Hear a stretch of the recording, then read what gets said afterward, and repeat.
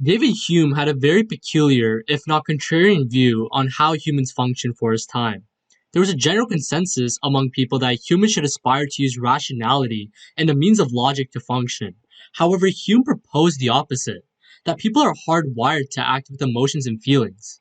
Now, obviously, this view was opposed by many philosophers, but in retrospect, Hume was right, and I think that in our time, more than ever, we see the effect of his stipulations. One thing that has recently been on my mind are the parallels of Hume's philosophical ideas and the boom of user focused tech companies, where they consciously design their software to best complement human nature and exploit human psychology using Hume's principles. The cornerstone to Hume's book, Treatise of Human Nature, talks about how human perception can be categorized into two distinct categories: impressions and ideas. Impressions are experiences with using one's senses in the world, where how one thinks is directly affected by their experiences and impressions in the past. He couples this with the idea of ideas, which are like faint impressions that humans think about subconsciously and reinforce the ideas of our past experiences or impressions. Now, before getting into how user focused tech companies abuse these two specific categories, I think it's important to talk about why a tech company is so invested in getting user attention. The business models that these companies partake in are focused on generating revenue through ads in their products. The freemium model incentivizes companies to show as many ads to the user as possible, and thus try to get the user to stay on their platform for the longest amount of time possible. In essence, you are the product, and these companies have commoditized your attention and are selling it to advertisers.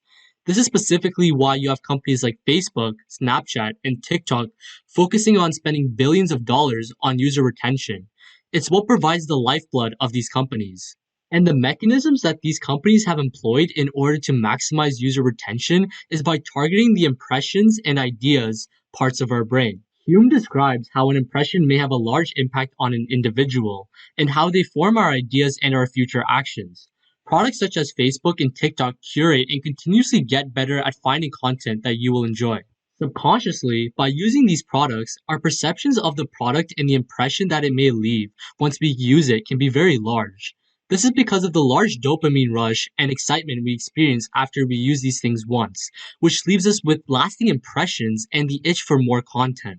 They do this by using specific colors, specific key terms, and by building a product that plays into what human psychology prefers so well that the nuanced effects compounds by refining the product using A/B testing and other methods to maximize the human experience on a psychological level.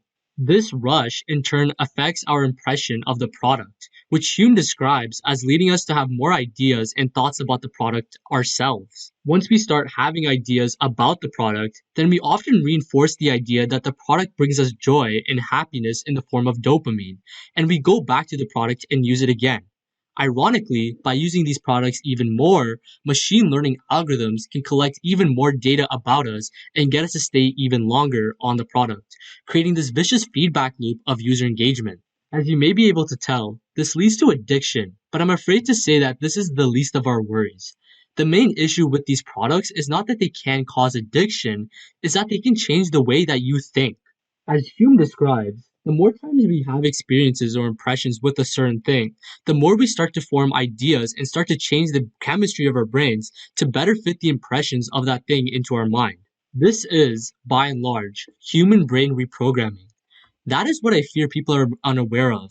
The consistent changing of our psychology by using these products, and how these large user focused tech companies exploit human psychology to embed thoughts and ideas into our brain without us even knowing about it.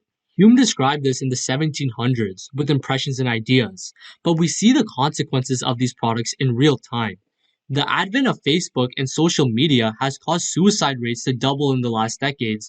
Polarization among the perception of political parties has stagnated, and it just seems that people can't agree to find solutions on very important problems. I'm here telling you that the reason we have these outcomes are because of the reprogramming of how people think with social media and these large tech companies. It's easy for anyone to now implant ideas to a large group of people by using cleverly placed ads and social media platforms. An example of this is Pizzagate. It was an ad campaign on Facebook by a group of internet trolls that claimed the popular pizza brand Domino's had an underground human trafficking operation within its basements. It sounds crazy, but Facebook served this ad to unsuspecting and vulnerable people until one guy pulled up into a Domino store with a gun and ordered staff members to see the basement.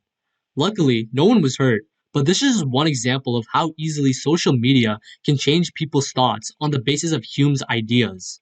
These platforms have the power to influence large masses of people and to incite violence at scale.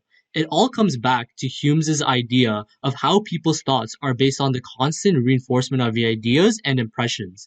If we take Hume's ideas, how do we stop the large social media influence and reprogramming?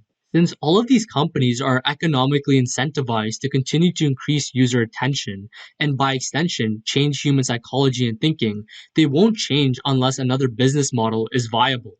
A company will not be willing to change just because it's socially good. They have to turn a profit for shareholders and for the sake of growing the company.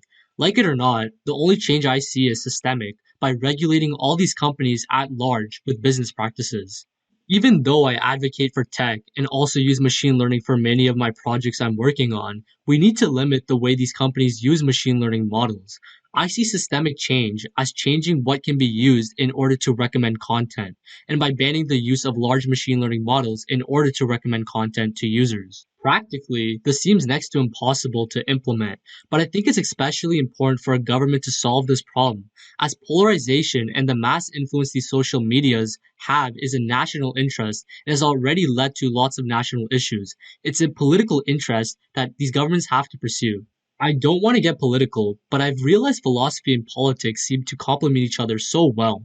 One of David Hume's most simplistic ideas on how humans think and evolve to think has been used for such a nefarious purpose.